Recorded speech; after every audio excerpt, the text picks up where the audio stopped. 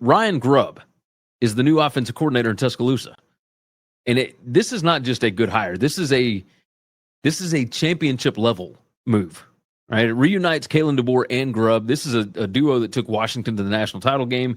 They had success at Fresno. Like, if you're a Bama fan, like, this hire puts Alabama right back in the title race.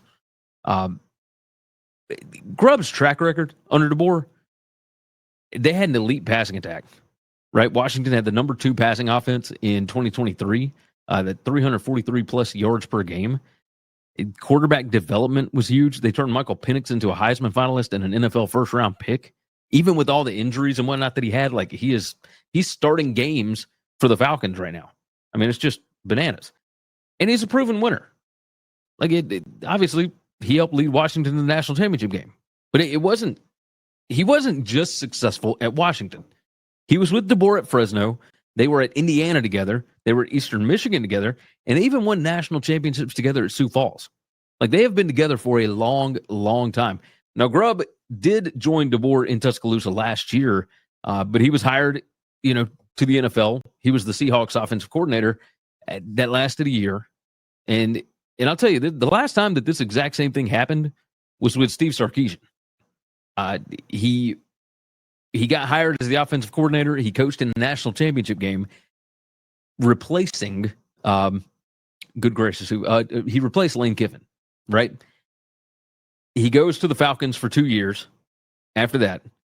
And then he comes back. He spent 2 years at Bama as the offensive coordinator, won a national championship in 2020, and then took the Texas job.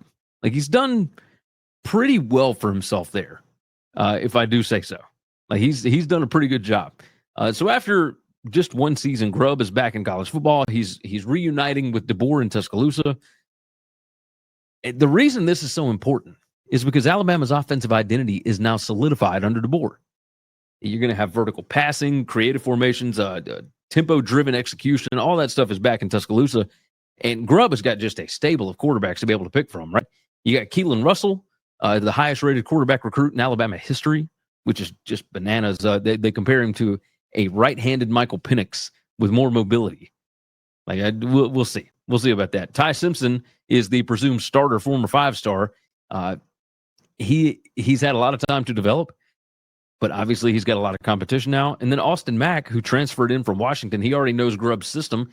It's a guy that wasn't highly rated as a recruit, but it's somebody that DeBoer and Grubb both really like. Like, the key takeaway here is Alabama quarterbacks have a better system fit than Jalen Milroe had in 2024. Going forward, you can expect a more explosive passing attack. I mean, the wide receiver room is loaded with playmakers. Yeah, they lost some guys, Kobe Prentice, Kendrick Law, etc. But you got Ryan Williams, you got Jeremy Bernard, you got Isaiah Horton, you got several elite recruits that are coming in. Tight ends and running backs are going to be more involved in the passing game. That's something that was missing last season. Bama's going to throw the ball more in 2025. The other thing to pay attention to with this is the offensive line is going to get a boost. Like, Grubb's offense slows down pass rushes with motion and formation shifts. You didn't see a ton of that this past year. Third and long struggles are probably going to improve because you'll probably have better play sequencing. Like, Nick Sheridan is not a bad offensive coordinator, but the chemistry between him and DeBoer is not the same as what Grubb and DeBoer is. The run game should be more diverse here. That'll keep defenses from keying in on power runs. Like, I think the offensive line's job just got easier. And of course, there was the news today that the Seahawks let go of Scott Huff, who was DeBoer and Grubb's offensive line coach in Washington. Now, he was somebody that they inherited at Washington. He's been with the Huskies since 2017. He could elect to join the Huskies again. Like, they're looking for a new offensive line coach. The Raiders hired Brennan Carroll, who was their offensive line coach. But, man, I got to tell you, Huff did mesh well with Grubb's offense. If he comes on, I would expect the current offensive line coach, Chris Kapilovich, I wouldn't expect him to stick around.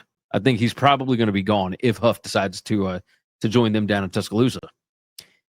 Let's talk about how else this impacts the coaching staff, right?